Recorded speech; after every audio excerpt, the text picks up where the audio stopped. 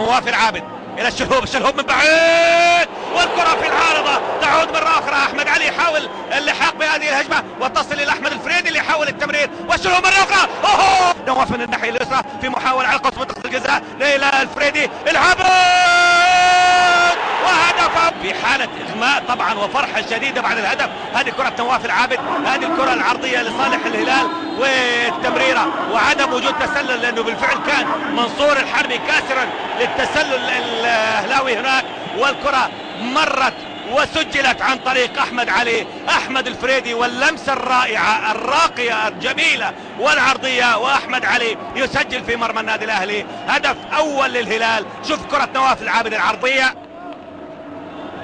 نفذ كرة إلى منتصف منطقة الجزاء يحاول أحمد الفريدي يستلم الكرة، يحاول المرور من مساحة ضيقة، والفريدي الكرة العابد من بعيد، والكرة نواف الكرة يتركها ممتازة، الفريدي والمرور، وهدف ثاني ياسر المسيليم، وهدف ثاني للهلال يأتي في الدقيقة 44. شوفوا تمريرة أحمد علي، نواف العابد استنى، مرة التمريرة اللي مررها أيضا محمد الشلهوب، وسط الفريدي اللي انفرد ووضع المستوى. كرة محاولة من فيكتور سيمو، هدت العودة بعد شهور وشهور وبعد مباريات ومباريات، عودة مالك معاذ للتسجيل تأتي عن طريق الدفاع الهلالي وعن طريق أيضا المرمى الهلالي ليسجل مالك معاذ هدف برأسية باتجاه المرمى. مضمل يلعب كرة عرضية عالية وتصل إلى محمد مسعد، عرضية وهدف التعادل بهدف ثاني يأتي عن طريق الناحية اليسرى. أيضا كامل الموسى يرفع،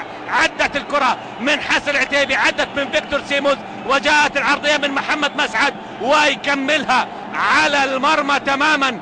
تأتي الكرة من فيكتور سيموز، هدف ثاني للنادي الأهلي، وفيكتور يعيد المباراة إلى نصابها بالتعادل، وتعادل إيجابي بعد أداء أزرق رائع في شوط المباراة الأول.